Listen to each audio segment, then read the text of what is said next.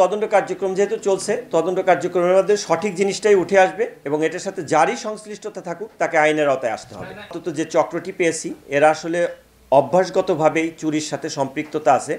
যারা গ্রেপ্তার হয়েছে ইতোপূর্বে আমাদের কাছে পর্যন্ত যে ডেটাবেস, সেই ডেটাবেস থেকে আমরা যেটা পেয়েছি যে একজনের বিরুদ্ধে 13টি মামলা, আরেকজনের বিরুদ্ধে 9টি মামলা আছে। অর্থাৎ এরা বিভিন্ন স্থানে সোনার দোকান চুরি এবং মোবাইলের দোকান চুরির ঘটনায় ইতোপূর্বে জেলে গিয়েছে, ধরা পড়েছে, গ্রেপ্তার হয়েছে। এ ধরনের তথ্য প্রাথমিকভাবে বেরিয়ে এসেছে।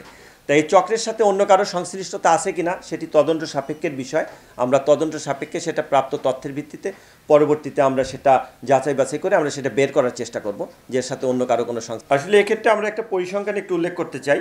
মূলত যেটা যে আপনি যেটা বলেছেন ছিনতাই এবং চুরি, ছিনতাইয়ের ক্ষেত্রে আমাদের যেটা যে আমাদের ইতোমধ্যে বিভিন্ন জায়গায় চেকপোস্ট বসানো হয়েছে এবং চেকপোস্টের সংখ্যা বাড়ানো হয়েছে, টহল কার্যক্রমও বাড়ানো হয়েছে, গোয়েন্দা নজরদারি বৃদ্ধি করা হয়েছে এবং আমাদের যে ক্রিমিনাল ডাটাবেস, সেই ডাটাবেস অ্যানালাইসিস করে তাদের যে চক্র, সেই চক্রের নামধাম শনাক্ত করে আমাদের অভিযানের কার্যক্রম চলমান রয়েছে।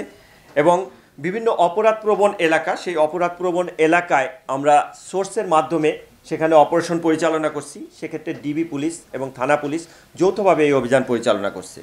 এ পর্যন্ত যেটা যে আমরা প্রিভেন্টিভ মেজার হিসাবে যে কার্যক্রমগুলো গ্রহণ করেছি, তাতে অক্টোবর মাসে আমাদের যে পরিসংখ্যান, তাতে আমরা 98 জন ছিনতাইকারীকে আমরা গ্রেপ্তার করেছি এবং নভেম্বর মাসে আমরা 148 জন, ডিসেম্বর মাসে 564 জন এবং জানুয়ারির অদ্যাবধি এ পর্যন্ত 374 জনকে আমরা বিভিন্ন স্থান থেকে গ্রেপ্তার করেছি। তাই কার্যক্রম চলছে। আমরা আশা করি যে গ্রেপ্তারের মাধ্যমে যখন তারা আইনের আওতায় চলে আসবে এবং বিভিন্ন মামলায় যখন তারা থাকবে, ছিনতাইকারীর সংখ্যা যখন কমে আসবে, তখন এই সংখ্যাটা ধীরে ধীরে কমে আসলে পরে আমরা এটা থেকে একটা পরিত্রাণ পাবো, ভালো একটা অবস্থায় যেতে পারবো।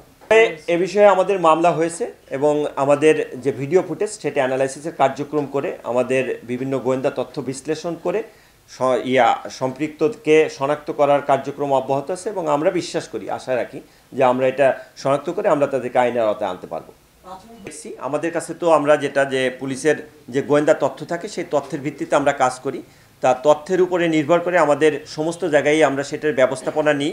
তা সেক্ষেত্রে যেই থাকুক, আন্ডারওয়ার্ল্ডের সংশ্লিষ্টতা থাকুক আর আপনার ওপেন যারা আছে তাদের সংশ্লিষ্টতা থাকুক, আইনের আওতায় আসতে হবে। আমরা কঠোর ব্যবস্থা এই ক্ষেত্রে নিব।